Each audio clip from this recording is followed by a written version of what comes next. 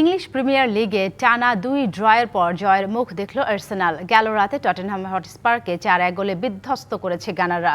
ঘরের মাঠে ম্যাচের ২৮ মিনিটে এগিয়ে যায় আর্সেনাল। স্কোর শিটে নাম তোলেন জুরেন টিম্বার। ৬ মিনিটের ব্যবধানে ম্যাচে সমতা ফেরায় স্পার্সদের ফ্রেঞ্চ ফরোয়ার্ড মুয়ানি। এরপর ম্যাচের ৪৭ ও যোগ করার সময় জোড়া গোল করেন গানার একাদশে সুইডিশ ফরোয়ার্ড ভিক্টর ইয়েশিওরেস।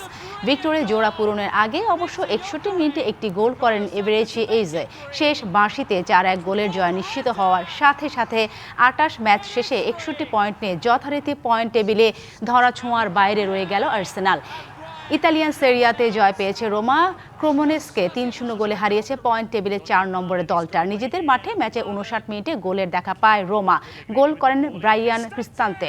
৭৭ মিনিটে লিড ডাবল করেন ইভান এনডিডকা। আর ৮৬ মিনিটে ক্রেমোনেসের জালে স্বাগতিকদের হয়ে শেষবারের মতো বল পাঠান নিকোলা পিসিলি। এরপর আর কোনো গোল হয়নি ম্যাচে। ২৬ ম্যাচ শেষে ৫০ পয়েন্ট নিয়ে রোমার অবস্থান টেবিলের ৪ নম্বরে। বিশ্বের নানা প্রান্ত থেকে রেমিটেন্স লেনদেনে নগদ নিয়ে এলো হার না মানা হার অফার। সর্বনিম্ন ১০,০০০ টাকার রেমিটেন্স নগদে পাঠালে স্বর্ণের হার জেতার সুযোগ।